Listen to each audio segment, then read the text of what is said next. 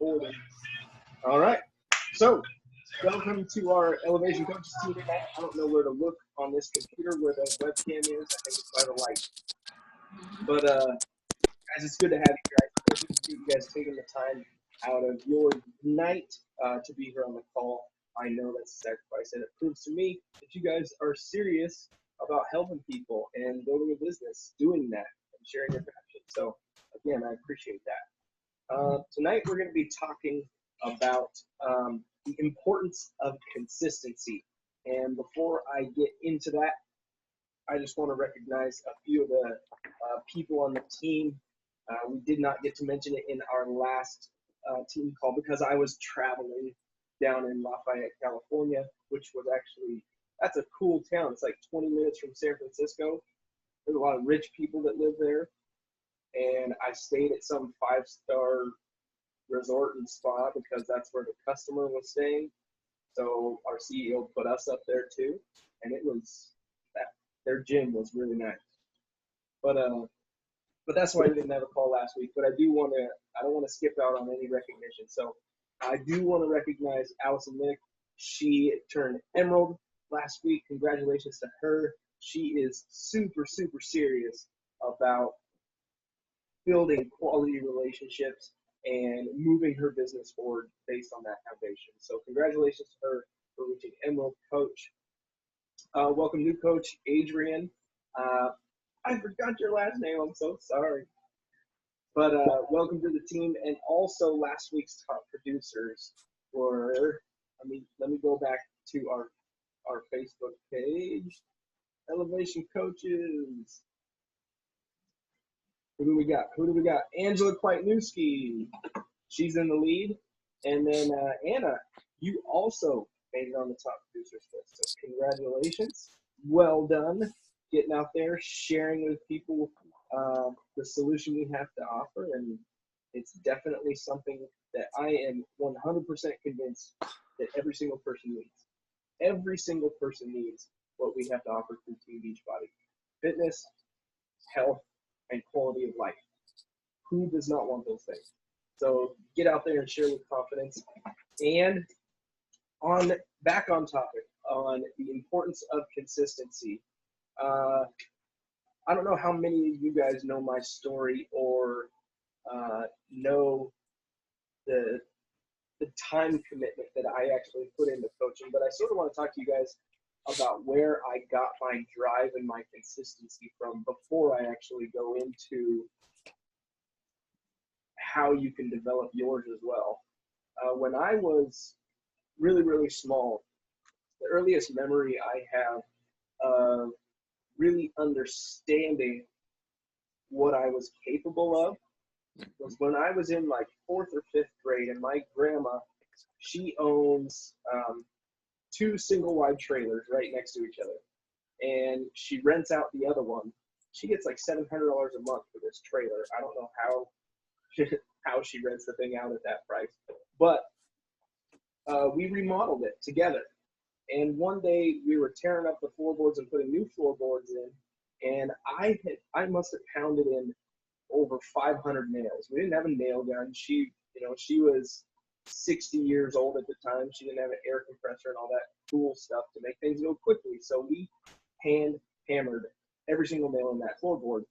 And I was near the entryway of the house there, and the boards just wouldn't lay down, and I was having to hammer in a lot of extra nails, and I actually started crying because my hand hurt so bad. And I told her, I was like, Grandma, I can't do any more nails. And she gave me the most angry look I've ever seen on her face, and she gritted her teeth and said, "Don't you ever say can't." And I was like, oh, dang, she's serious. And I had never seen her react that way, but she was born during the Depression. She came up through hard times. Her family were very poor coming up, and my grandma was actually in sales in college. She actually sold. She represented some university and went out and recruited people to this university. graduating high school to a university. So she had a lot of sales experience. And this idea of believing in yourself was instilled in her through growing up.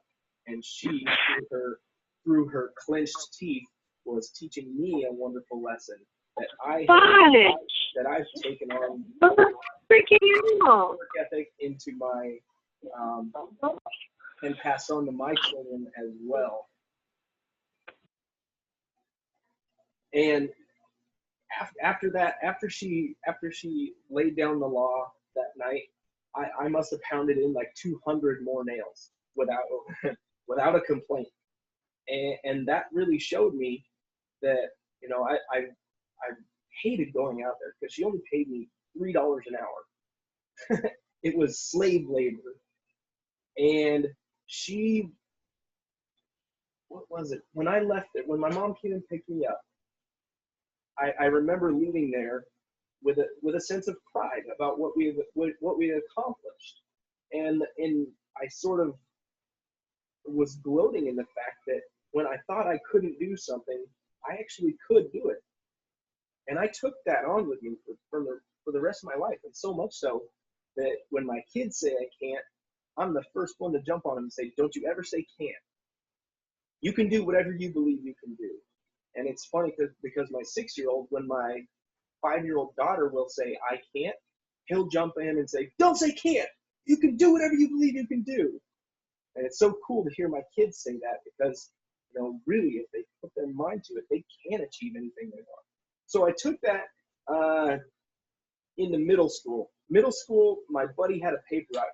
He turned 12 years old before I did. I was so jealous he had a paper route. He was earning like $150 to $200 per month in 6th grade. That's a lot of money each month. And there was a really, really nice Nushiki BMX bike that I was desperate to purchase. And my mom didn't have the money to buy it for me. So she told me, as soon as you turn 12, you can get a paper route and you can earn your own money. So the day I turned 12, I called the Register Guard, which is a local newspaper here in Eugene, Oregon, and I called Jeff Berger. I still remember his name, and I said, I want a paper route. I never applied for a job or anything. I just called the guy who was in charge of paper routes and said, I want a paper route. And he goes, well, I got something that's about 3/4 of a mile from your house. I said, that'll work. And the route took me about 45 minutes to complete, and I would get up every single morning at 3:15 a.m. when I was 12 years old. I would get up every morning at 3:15 a.m., get my papers in my bag, ride my bike 3/4 of a mile, and then my route was about 2 or 3 miles total, and then I would ride the 3/4 of a mile back home, and then go back to bed, wake up at 7 o'clock in the morning, get myself ready for school because my mom had already left, and this is all in 6th grade. Get myself breakfast, make my lunch, and then get to school on time, all by myself. And I actually had a paper route. And if you guys, I don't know how many cities allow kids to have paper routes anymore, but when you're 12 years old, that's a big commitment. You can't stay over at friends' houses. You can't go to sleepovers. You can't do that stuff. On holidays, like on winter break and spring break, you can't go anywhere because you got your stinking paper route. The paper comes every single day without fail. And so for 4 years, until I turned 16 and could have a legal job in Oregon, I had a paper route, and I did not take a single day off for 4 years. I had a paper route for 4 years, and through rain, snow, I actually bought one of those kid trailers that attaches to the back of your bike, and I would use that to carry the Sunday paper because I would have to wake up at like 2 a.m. on Sunday because I had to put all the coupons in the papers. They delivered those separately, but they make you do a bunch of extra work here. And I would load the Sunday paper, weighed like 5 pounds each, so I couldn't fit them all in my bag that went over my chest. So I had to put them in a kid carrier and tow it in a trailer behind my bike. And I did this for 4 years. And I got the bike that I wanted. And every single time there was something that I wanted to buy. And, you know, as a young middle schooler, your aspirations aren't giant. You want to be able to buy things that you want. So that's what drove me. That was my inspiration. That was my purpose in putting in this hard work, was to get what I wanted. And I had tons of other jobs while I did my paper route during the summer. I picked blueberries for 50 cents a pound. I remember I worked 5 days a week for 8 hours a day. And at the end of the week, I earned $52 on my first paycheck picking blueberries. That was, I actually quit after that week because I knew that I could make more money doing something else, just anything but picking blueberries for 52 bucks a week. Or that's less than $1 an hour. It was terrible. But that I had from a very early age instilled in me this attitude: if you work hard, you can achieve what you want. You can obtain what you want. You can get what you want if you just work hard enough. Starting with my grandma when I was in 4th or 5th grade, all the way through high school in my paper route. And then I got a job as soon as I turned 16, washing 53-foot tractor trailers, you know, the semis that you see going down the interstates.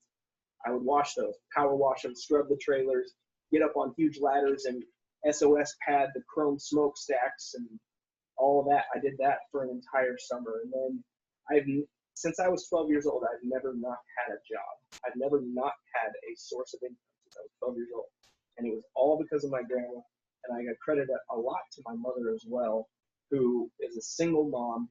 She raised me on her own. Like I said, she was gone before I got up for school, so I had to do everything on my own. But she made sure she made time for me. We were always at the park playing catch together. I played highly competitive baseball all throughout elementary school and middle school. We're traveling up and down Oregon and to the coast and back in time to make it so that I could do my paper out in the morning, then drive back to the coast, an hour drive for the next tournament game. It was crazy, but she was so dedicated. And I think that played a lot into my dedication as well. So, but getting into the power of consistency and the importance of it is when I was putting in all that hard work with my paper route, with odd jobs, with whatever it was I was working toward, I had a month-to-month goal. On my paper route during the month of December, I figured out things that I could do to get extra tips in the month of December. Because people were feeling generous, I had to go door to door and collect people's payment monthly for their paper. So I would have a monthly goal, and I knew if I got some more tips on a certain month that I could buy whatever it was I was wanting to buy that month. So each month I had a different goal. And one month it was a BMX bike. The next month it was some RC car. The next month it was a skateboard. And then my mom wouldn't let me ride the skateboard, so I had to save up for the $60 helmet because she wouldn't let me ride it without it. So each month I had a goal. And that's important because when people get involved in coaching, they see the potential. They see me or some of the other coaches that have had a lot of success and say, man, I just can't see myself getting there at this pace, or doing whatever I'm doing now is just not going to get me there. And I understand that because I started out as a new coach as well. I didn't know how I was going to replace my wife's income. I just knew that if I was consistent and I worked hard, that I could achieve it. And each month I set for myself goals. That's why we talk about the importance of Success Club, because Success Club is a very measurable goal that you can set for yourself and work toward as a measure of whether or not you're being consistent each month. That's why hitting Success Club is so important. But if you set those month-to-month goals, rather than overwhelming yourself by thinking, man, how am I gonna quit my job and be a full-time coach? I can't even fathom that possibility. No, just make monthly goals. You can keep your big goal at the forefront of your sights, but set smaller goals that you can achieve each month and reward yourself for achieving those goals. Maybe it's a donut or bacon or something. I don't know. Don't do that. Only my wife does that, and she rewards herself daily for those kind of things and stays skinny, which makes me angry. So, can you guys hear me all right? Okay, I just realized I didn't have my mic down. But the way that you can develop consistency, a lot of people think it's all about this time management skill, the time management does play well into how efficiently you work, but it does not have a lot to do with consistency. Consistency has to do with what inspires you. And what I mean by that, think about going back to my paper route. What inspired me to work that hard? It was that BMX bike that I wanted so bad. I had a goal. I had something that I was working towards. I had a purpose. I wanted to own this bicycle because I would be able to jump higher and ride faster than anybody else on the block. This is back when kids still rode their bikes together around the neighborhoods. I feel like an old person saying that. But what drove me most was that goal, was that purpose, that's what inspired me to be consistent, to get up at 3:15 every single stinking morning and get out there and deliver those papers. That BMX bike inspired me. So I got to ask you guys, how many of you guys, I'll unmute everyone here real quick, but what is, when you started out as a coach, that scared you the most? And anybody can speak up. Wow. I have a chronic fear of always wanting to be able to deliver. Some people have a fear of being able to win by sales pitch, or being able to convince, the fish, to buy water. But my fear is, I want to make sure these people reach their goals, or I want to make sure, that every promise I make, and I make a lot, that's upheld, and I'm not going to let you go, and I'm not going to give up on you, and I'm going to fight tooth and nail with you. That was my big fear. Yeah. And I assume you strongly emotionally attached to other people's results. If they don't get the results they said they wanted, you probably think that it's your fault. I'll bring them back to the drawing board. We'll make it work. There you go. Me personally, my biggest issue is with exposing my vulnerabilities. Probably the very thing that would make or break the business. Because you go through life putting on a front that you got it all together. And that's not the case for anyone. But you don't want to show anybody that, because for me at least, it's like exposing weakness. So I'm trying to come to terms with just showing that I'm a real person, just like anybody else. Yeah.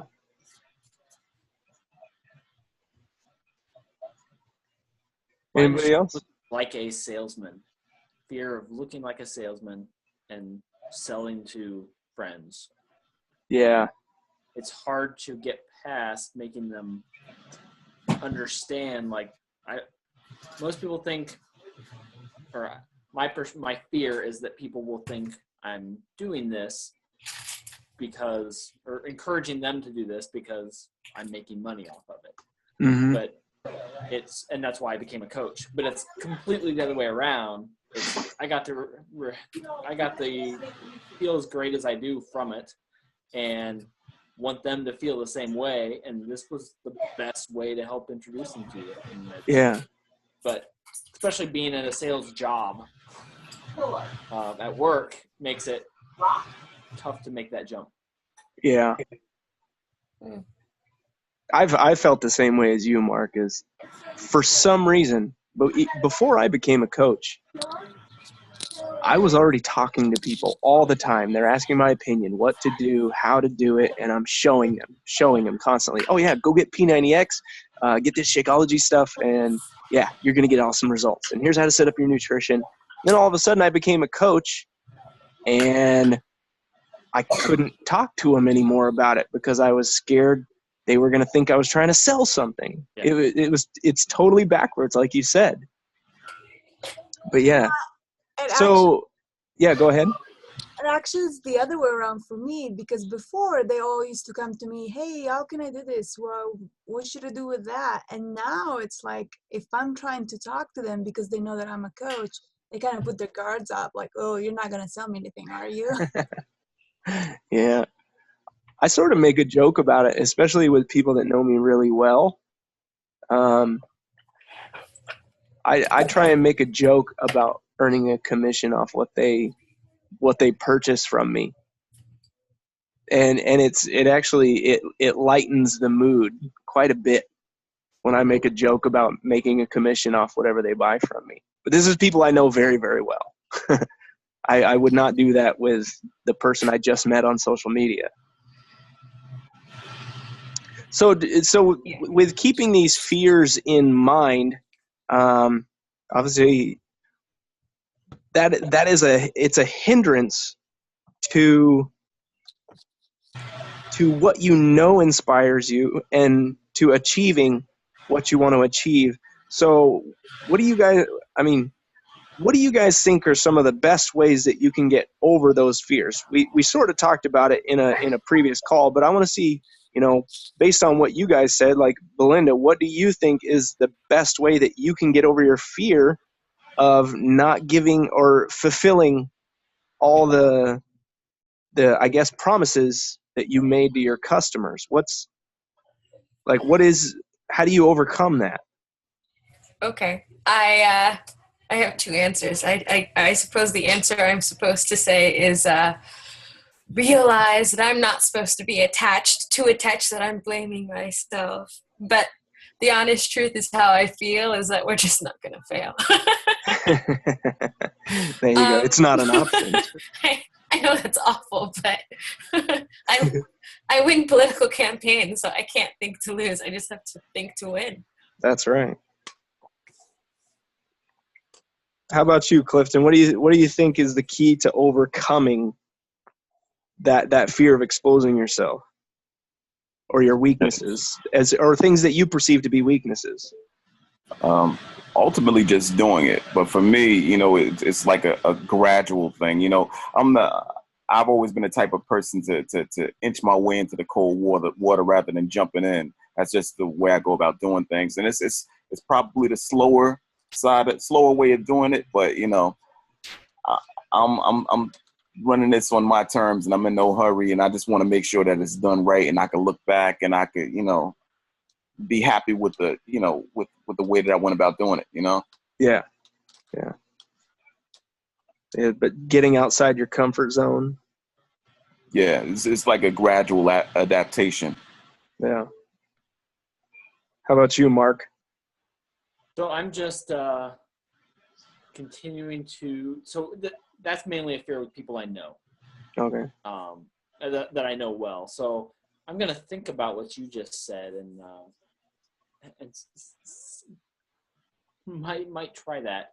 But for those people, what I know, I'm just keep getting the best results I can myself and share results of other people that are in the group that are going through. And I'm just not stressing those individuals. To me, this isn't all about signing up your friends and coworkers. Yeah. I'm just expanding beyond that. So what I'm doing right now is racing to get the website ready to introduce to a huge group of people for a 5-day Fat to Mass challenge next week. Nice. I know there'll be people that are ready. I'm just getting the place ready for them. Yeah. How about you, Anna? What do you think it takes to overcome, that, the fear of other people being kind of standoffish because they know you're a coach? I almost think sometimes it might be just better step back and wait, because sooner or later they are gonna come to you because they see your results and they see what you accomplished for yourself and for some other the people that are actually taking part in your group. So maybe just if I'll take a step back, they'll be the ones coming to me because they see what we're achieving. Yeah.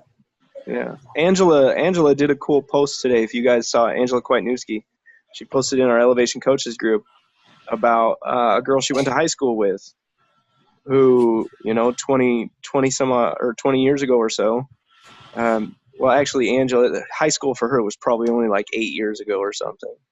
So, but we love you, Angela. But she said this lady had just been watching her posts on her wall, seeing the positivity, seeing her being consistent with workouts, and just sharing her journey, and reached out to her and said, "Hey, I want to order 21 Day Fix and Shakeology, and I want to know your coach ID so that I can give you credit." It's like, holy cow. Awesome. People are actually watching you guys. They're watching us. They're seeing what we're doing and what, the things we talk about. Are we, I did a post a while back on our Elevation Coaches group about, be very careful what you post on Facebook, because you're going to attract the kind of things that you post. If you post negativity, you're going to attract negative people. If you post positive, encouraging, and things, characteristics of people, of the kind of people that you want to attract in your life, if you post those kind of things and that's the kind of things you're sharing, those are the kind of people you're going to attract, because they're drawn to those things. So with all that in mind, all of us have our own fears. We have all these things that hold us back from thinking that the end goal is achievable. Now, for me, that goal was getting my wife home from work. I had no idea how I was going to make that happen, but I knew with consistency and hard work that I could get it done. And I found some things that I was passionate about, blogging and YouTube, and then I found out that there were certain things you could do with your blog to help it rank better on the search engine optimization, like on Google when people search for those things. And I've built an incredibly successful YouTube channel and blog. A lot of you guys found me through one of those two means, at least my personally sponsored coaches. And that has been a huge source, the primary source of all my customers. I don't do, maybe 5% of my time is actually spent connecting with new people manually. Everything else comes through my blog and through my YouTube channel, because I wanted to set it up that way so that I could have time to focus on building a team, time to focus on creating more resources that I really enjoy doing, like the YouTube videos, like the blogs, and geeking out on stuff like search engine optimization. I've spent 2 hours today so far setting up a brand new search engine optimization strategy for all of the content that I create. Google has changed things and I'm adjusting, and it takes a big time commitment. So, but those are things I learned along the way. I still knew I was going to achieve my goal. I just didn't know how. But the reason I was willing to work so hard and stay consistent every single day, we're talking about the importance of consistency.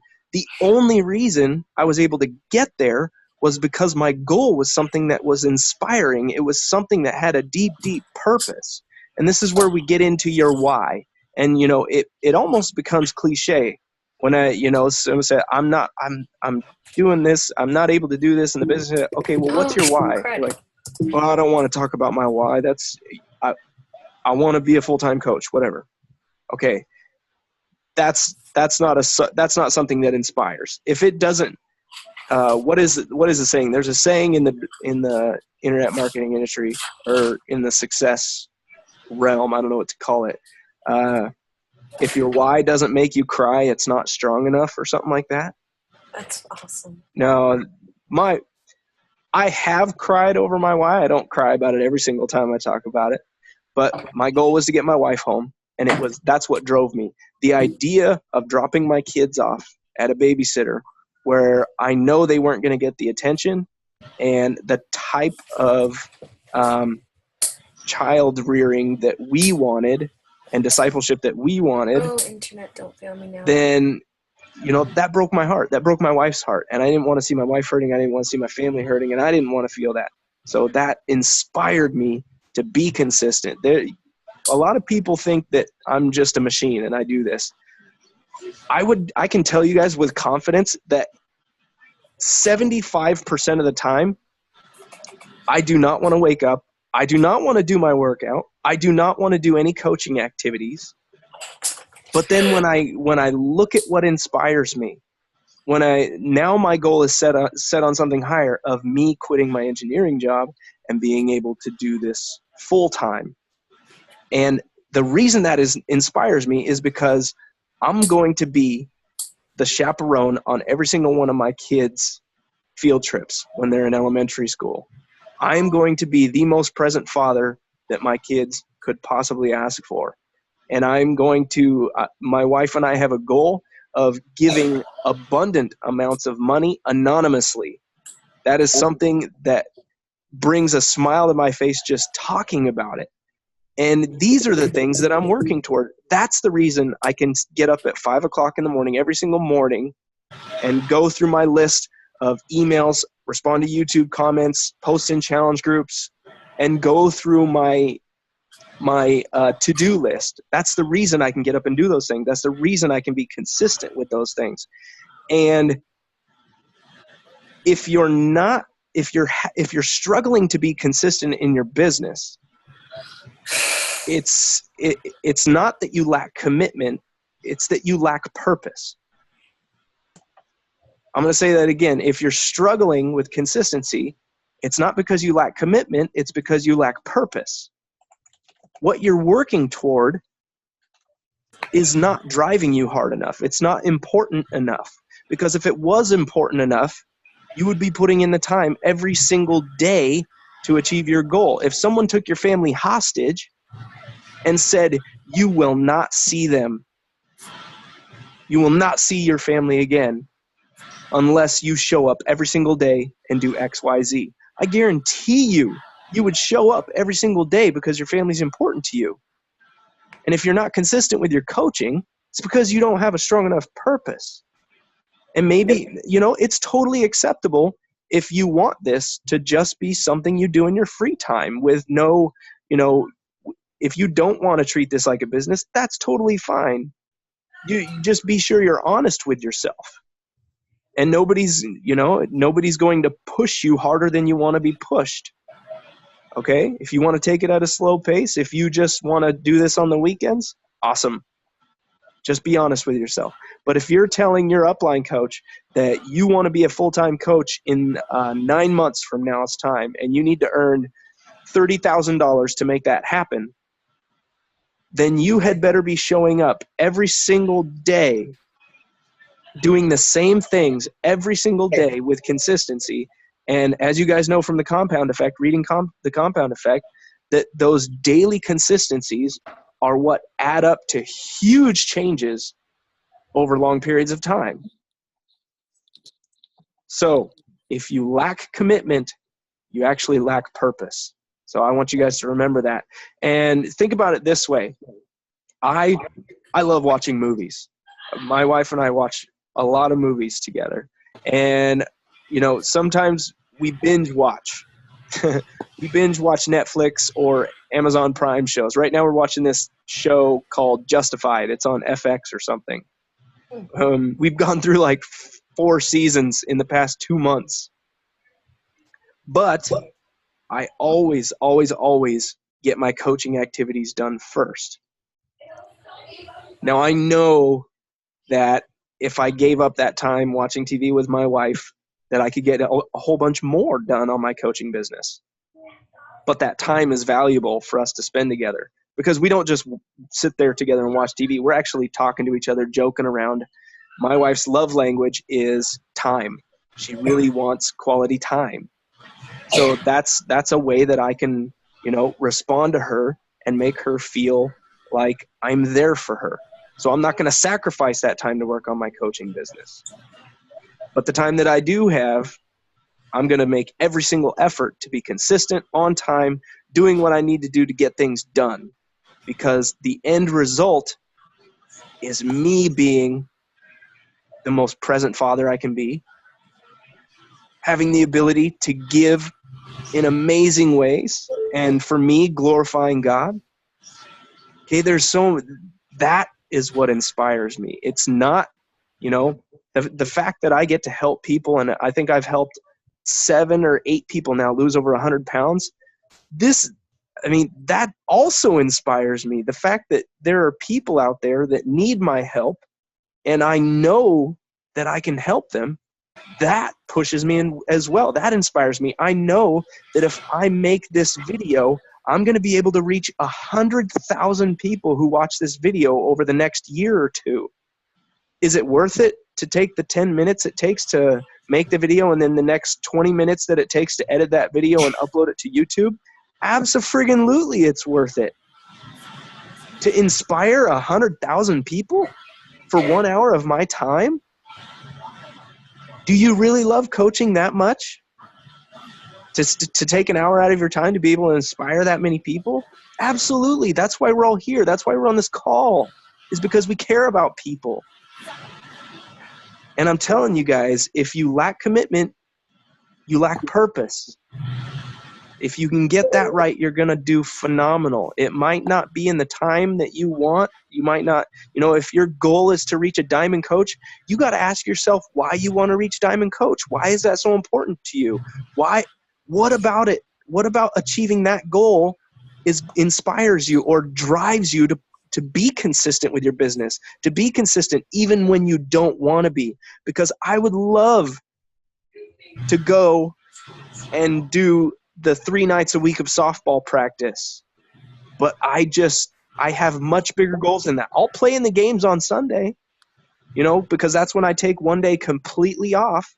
I'll go play in the games on Sunday, sure, but I'm not gonna dedicate that much time to a hobby, because what truly inspires me is much more important. And I know that coaching, sharing my passion with people, is the avenue that's going to get me to what inspires me, and that's my family, and that's my Lord.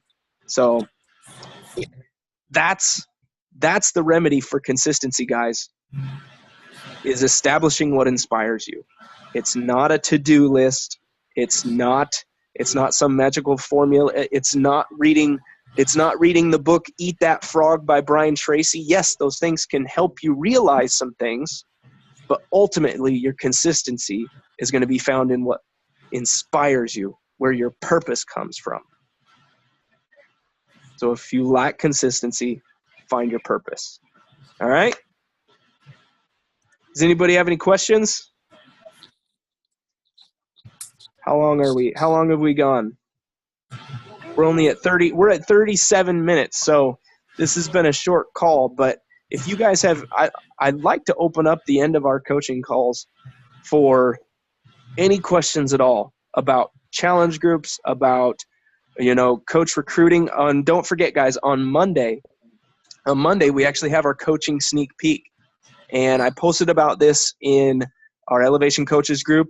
If you're a new coach and you're just getting started, this might not be something that you want to invite your brand new challengers to.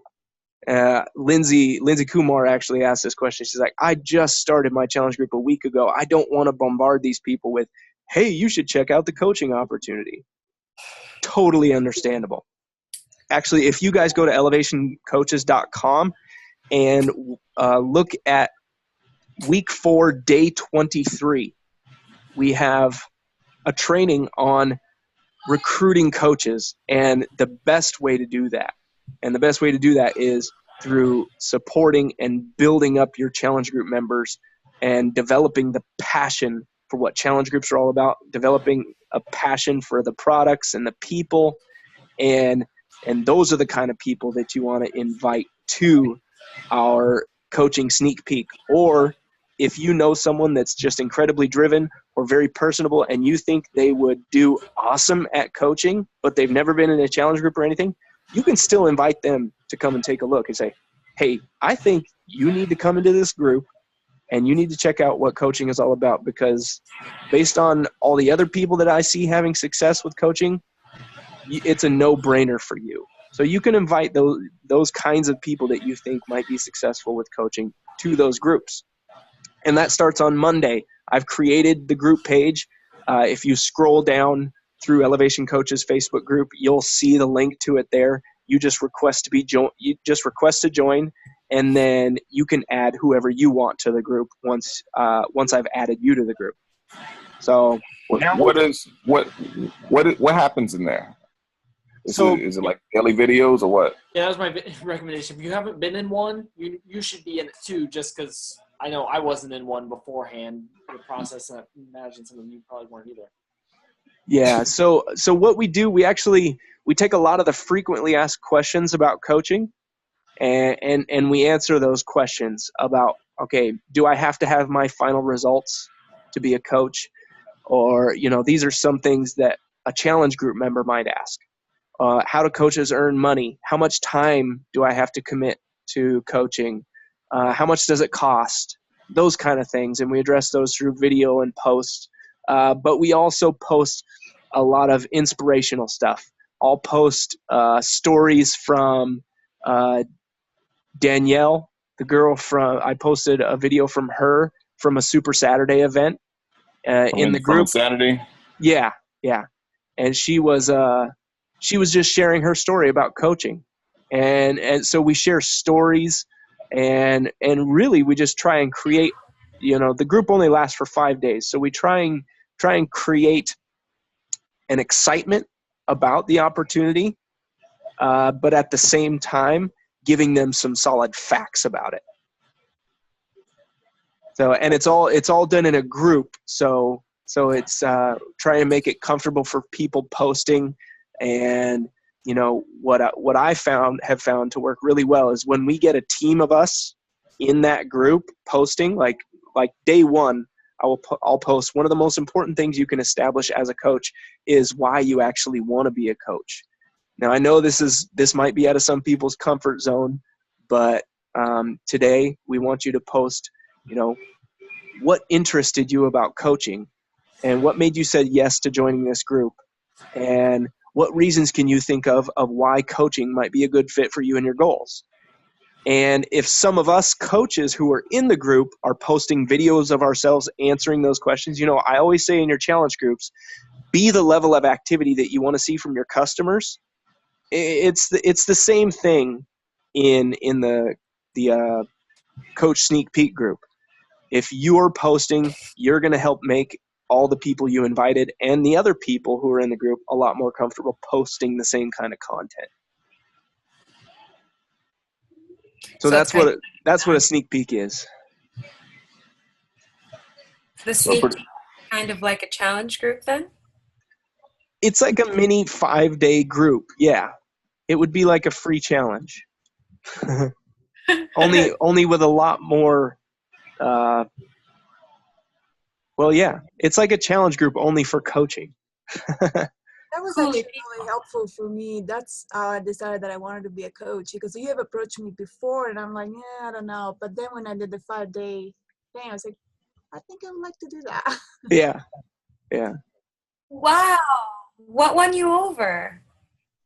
I don't know. I liked the atmosphere. I liked what I was hearing, and it answered a lot of the questions that I've had. Like, I was so worried that I would not have the time to do it as well as I could. So, and what I learned during the 5 days, it was like, oh, actually, I think I could make it work.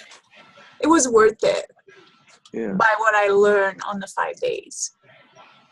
And now look at you, 9 ladies in a 21-day Fix Extreme Challenge group. Right? That's stinking awesome. Oh, that's awesome. Inspiration all over the place.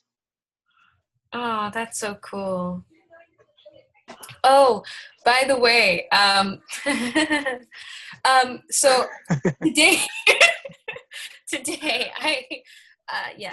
today in the challenge group, I used your grandma story. You did? I don't know if you saw the video. And so I was listening to you bring it up earlier, and I just thought, wow, that's pretty funny. But I made a video. Every single time I post a video, I have a short story or a story from the Compound Effect or some story entangled in the nutrition note. Like, I just feel like, okay, motivate and educate sort of thing, routine, right? And I was like, okay, starting to run out of good stories. Coach Todd's story. Yeah, I was like, guys, never say never. That's right. Yeah, that's actually, that's one thing we do in the 5-day coaching sneak peek is we share stories of other successful coaches. That, you know, I share stories of some of the coaches that aren't even on our team. You know, I'll share Wayne Wyatt's story about how, you know, how he owns three orthodontist practices, and through Beachbody Coaching, he sold off 75% of that practice and adopted a kid from Eastern Europe who has cerebral palsy, and is able to give this kid, him and his family are able to give this kid the care that he needs, all because of the coaching opportunity. They couldn't have done it without the coaching opportunity. It's so cool to hear stories like that, because really, you know, you think about how we're brought up to think. You know, you think you have to go to school, get good grades, go to college, get a degree, and then get a job and earn a paycheck. And there's just, it's ingrained in us. And nobody ever thinks, you know, what am I actually passionate about? Yes, I enjoy engineering. It's fun for me to use my creative mind and develop these things. Am I passionate about engineering? No. I enjoy it. I enjoy it a lot. Am I as passionate as I am about helping other people reach their goals with their health and fitness? No. Because I've seen the change in my own life, and that drives me way harder than the $30 million sale on one of my engineering proposals that I don't get a commission for. So, yes, it's fun, but it's not my passion. You know, I think if we can show people that if you are genuinely passionate about coaching, you have no reason in the world to stop you from achieving whatever you want. And I just listened to a call from Scotty Hobbs today, and he was sharing with his team, and he made the comment and said him and his family they're earning $20,000 per week right now as a coach. And a lot of us in our minds were like, I'll never get there. That is the very first thing that popped into my head. So I know it's got to be going through someone on this call's head. It's like, there's no way. That's crazy. But he struggles with the same things as us. He struggles with doubt. He struggles with consistency, but he has this higher purpose, this thing that inspires him. He walked up to his dad. He's opening his third business center, and he has the application form to fax in. And he goes, Dad, here's your retirement in 2 years. And his dad's like, what? He goes, in 2 years, you're never going to work another day in your life. And he goes, I'm going to build my third business center up to a 6-figure income under your name, and it's going to be all yours. And he goes, when I go up to the cabin and stay there for a week, you can come with me now. You can see the grandkids as much as you want now because you're not going to have to work. That's what he's working toward. If you're working towards something like that, don't you think it's going to change your level of commitment? When the next UFC fight night is on, don't you think that something that inspires you like that is going to help you say, you know what, there's going to be lots of UFC fights in the future. I got work to do. Find what inspires you, and you're going to find your level of commitment. You're going to find that consistency. So, all right, guys. Any other questions? One more? Okay, so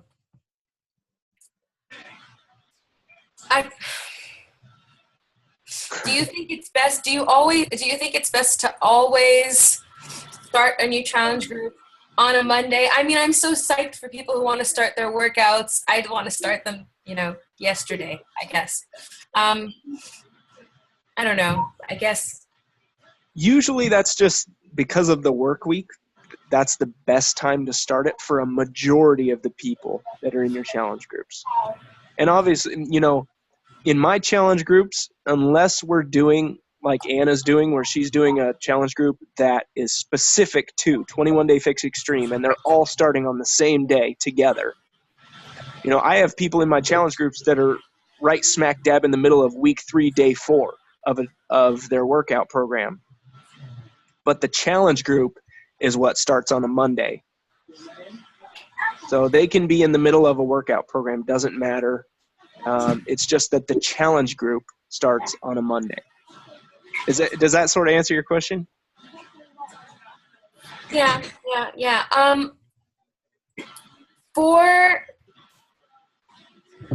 answers my question. I'm good. If I start, I'll just go ahead. All right. Fair enough.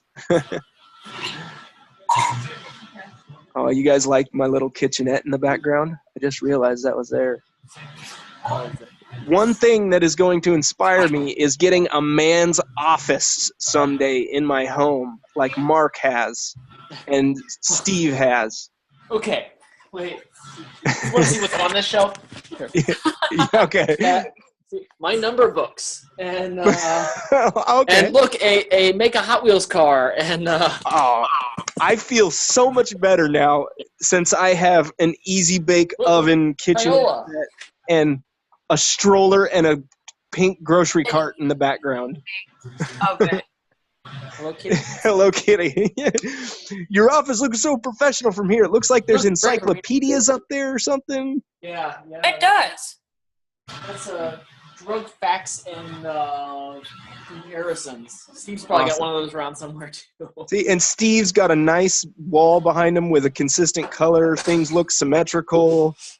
Clifton's got a green screen, so you know he's doing business. Anna's got just a nice curtains in the background. You got at least you have a room without kids' toys, Belinda.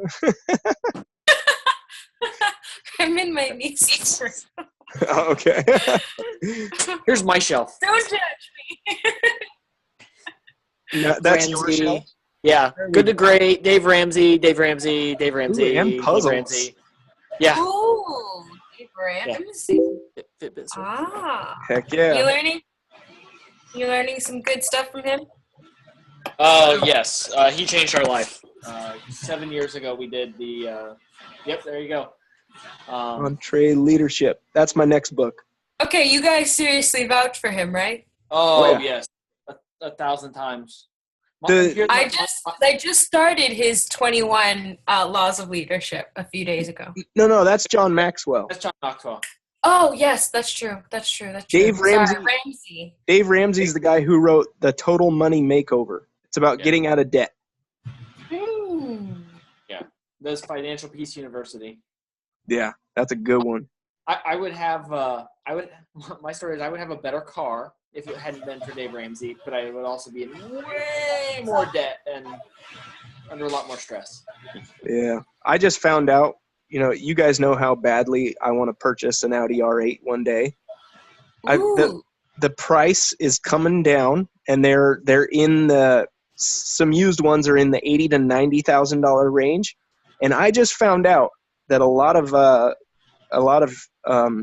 shops that actually sell Audi R8s will do financing out 10 years. Holy cow! Yeah. So my payment would be around like $600 a month. I could totally do that right now, but Dave Ramsey won't let Killing me. me, Todd. I know. We were just talking about Dave Ramsey. Dave Ramsey won't let me. Oh gosh, you guys are silly. All Not right. in car. So that Audi R8 it's like a dangling carrot out in front of me. All They're right. cheaper in Canada. Really? I wouldn't think that they would have Audi R8s in Canada with all that snow. Yeah, my sister brought one back. I'm like, what? She's like, they're cheaper in Canada. Dang. I'll have to look. All right, guys. Well, I appreciate you guys getting on the call. It was fun being on here with you guys. This kind of stuff is not work to me. This right here, this is what inspires me. This is what I want to do full time. I want to talk with you guys. I want to brainstorm on how we can reach more people with our message of health and fitness. This is what inspires me. This is why this doesn't feel like work to me. This is just fun, and I could do this all day. So, guys, thank you for getting on the call. What's that? How do you guys not get burned out? I have this ridiculous urge to just stay up and talk to whoever will talk to me really, really late at night. And it's awful. And I feel like I should be concerned that I will burn myself out because I wake up at as early as I can. Like I wake up early. If I wake up at 5, that's the best, scenario. And then I'm up way later than I should be because I'm supposed to get my 6 to 8 hours. Yeah. But I'm staying up, talking to people, and I'm just passionate, and I just want to lock in. Okay, what workout are we doing? And It's tough. You got to find the balance. I suck at sleep, so I will give you terrible advice. I go to bed at 1 a.m. every night. So guys, you need to get some sleep. I know I'm I not know, gonna but it's I'm not gonna make hard. my gains if I don't go to sleep. Melatonin is amazing. Melatonin, what's that? It's It's a herbal supplement. Ah. Is it herbal? Yeah, it's herbal. Yeah, it is. Oh, okay. Does it help you not sleep, or does it? No, it helps you to go to sleep. Oh, okay. Just take that at like 8 o'clock at night, so that I'm forced to sleep. It takes about a half hour. It just helps you relax. Yeah. Oh, okay. So it's Helps not. you relax. It helps you relax. You know how when you're getting sleepy at night, you kind of get that I'm getting sleepy feeling before you go to sleep. This kind of helps mimic that. Huh. Yeah. I take it when I get into bed and just let it dissolve. And the difference I can tell is, like, I've always tossed and turned a lot. And my Fitbit says I still toss and turn, but I don't remember it. And before, I would wake up constantly throughout the night, every couple of hours regularly. And now I wake up when my alarm goes off. Yeah, if I fall asleep like this, I wake up like this. I don't move when I sleep. What? That's not normal. I'm dead. So. All right, guys. Turn off. It's 6:30. What's up, Belinda? One more. Okay, so I have an event that I'm going to on the 22nd or the 23rd, and I mean, there's my older sister is working on the program book for this event, and there are going to be like 2,000 people, and I'm wondering, because she owes me like a free page spread in this thing, if it's about the idea of like putting like a okay, I'll be your coach ad thing in there, or if it's worth it or not worth it, or how would I even do it, or what do you guys think? I don't know. I haven't been able to. I think it'd be cool. I wouldn't put any kind of links in there to make you their coach, but I would put some sort of contact information about possibly like free health and fitness accountability groups online or something. I don't know. I'd have to think about that. Because I feel like if it was just like an ad, like free this and this and this. Is it on paper? It's like sort of. Yeah. It's like in a little booklet program magazine thing. Huh. Sort of. Yeah, and so I'm wondering how. Or should I just stick to social media, and then because then if people are calling but they don't really have Facebook or Instagram, or I would go with it, especially if you don't have to come out of pocket for it. If yeah. I'd have to think about. I guess I'm wondering how some kind of paper ad or how you would approach that, but if it's that's free, really what I'm like stoked on. How I would even approach it. How much time do you have before you have to decide how to do it? Submit something? I have to figure it out by tomorrow. Oh, okay. Oh, dang. If you guys think of something, tag her in Elevation Coach's Facebook group. Yeah. I'm thinking I would think that would work best as a. Look, I'm wearing this. I would think as a website direction would work best for something like that, because people are used to that, and then you're gonna have lots of people who aren't on Facebook. That's what I'm running into on Instagram. Like 90% of the people who responded for my 5-day clean eating challenge aren't on Facebook. I'm not on Facebook. I got burned out or whatever. Or I'm just not going to be on Facebook. And that's why I'm finding people on Instagram. You may find that also. So I think you need somewhere to direct them. An email may work, but it would have to be very focused. A like page on Facebook may work too if you have a Facebook and then whatever your like page would be. You just have to set it up pretty fast and do the difficult part. Yeah, lightning speed.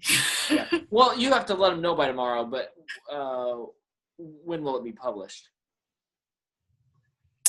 Well, I mean, I know that I have it at least until the 23rd, until, people even get the message, because they would be seeing it at the event on the 23rd. On the 23rd, so you have I just have to figure out what I would be, sending out for whoever's publishing it for the event. Like one of those programs, but it has ads for all the business owners who are at the event, sort of. Yeah. If I have any ideas, I will post them in Elevation Coaches group, because it's a big opportunity. So yeah, I'd want to approach it right. I think it's a good opportunity to brand yourself. Your own name. Take a couple of nice shots, and put a little slogan under it with their contact info. It's Coach B. It's Coach B. Baby Ink. There we go. Does this come up regularly, or is this a one-time thing? For me? Yeah. This opportunity. I mean, is this something that this is the only time you'll have to do this, or? No, I mean, I get invited to these things maybe like every other month. So, something between every month, every other month, or something. Okay. But this is the first time I get this free ad spread, and I guess that whole, I just started coaching, so I want more exposure, and yeah. Definitely got to do something. That's a cool opportunity. And since it's on paper, they take it home with them, and if they don't see it then, they'll definitely see it, later on. Yeah, so they would look through the booklet and see it later on. So I'd want it to be, eye catching. Like a picture of you going like this, like. I think that would catch their eye. I feel like I would be stealing your symbol. Oh yeah, that's my Instagram thing, huh? All right. Guys, a quick question before we hang up here. Do you guys carry business cards with you? I do. I have it right here. Yeah. Let me see. I think I went to what was it? Instaprint or something. And on the back, they actually have my before and after. Oh, that's awesome. Oh, are those through the Beachbody Coach tools, Anna? Yeah, and they were only like $30-some for 200. Oh, wow. Oh, Nice. that's like awesome. Writing that down. So the big recommendation I've heard, that's one of the things I like that Josh Spencer talks about the best, is he has those, but he never gives them out. He will show people his results with them, and then he always gets their contact information. Yeah. So he can go to them, because he says if I hand them to someone, it gets thrown away, or I never get contacted. But I use it as a contact, and it's my last one, but let me get your information. Go put your stuff away. That's a good idea. And I think it's a really good idea. Oh. Okay. Yeah, that's being in airports all the time and talking about that stuff. I don't give people my business card until I do it a little different than Josh. I give it to them after I've gotten their contact information. So I'll get their contact information, tell them that I'll reach out to them, and then give them my business card. Or show them my business card to create interest, and then get their contact info and leave it with them. So I actually did that with anytime someone tries to sell something to me, CenturyLink just came and convinced me to switch away from Comcast. CenturyLink actually sent people door to door to get people to switch over, which I thought was genius. And every time someone tries to sell you something, they feel obligated to listen to what you have to say too. So, Yeah. they ask me, what do you do for a living or something? So I signed up the guy who presented CenturyLink as an option to me. He's one of my customers now, and the guy who I just bought my grandma's car from is now one of my customers. Nice. So Nice. yeah, when they see the business card, they're like, "Holy crap!" Actually, one of our salesmen at work did the same thing. I showed him my business card, and he bought the P90X3 Challenge Pack that day, which was kind of crazy. So it's so hard to get them to get the challenge pack versus just getting the workout, because when they go on the site themselves and they're like, oh wait, but the workout by itself. That's why I posted the link to. I don't send anyone just to the website. I send them the link to the challenge pack. Yeah, me too. But and on top of that, if you share with them everything they get with the challenge pack, oh my goodness. is that one of my kids? Yeah. Oh my god. He's down there. I'm dying. So cute. Oh. I've lost my train of thought. I don't know what's going on. No. Find it. I'm sorry. Challenge pack. Oh, yeah. If you share the value of the challenge pack before ever sending them the link, Oh. then that really helps overcome that price objection. When you tell them that they're going to get 30 days of access to Beachbody On Demand, when you tell them that they're going to get their Shakeology, when you tell them that they get free shipping, when you tell them all the workouts they're getting, all that stuff, then all right. What are you guys doing? So the 30 days comes with the challenge pack by default now? Yep. 30 days of free of the club membership, which includes Beachbody On Demand. Gotcha. Yeah. So, and if they get the on-demand challenge pack, they actually get it for 90 days before they're ever charged again. So it's really good. So I try and share that value up front.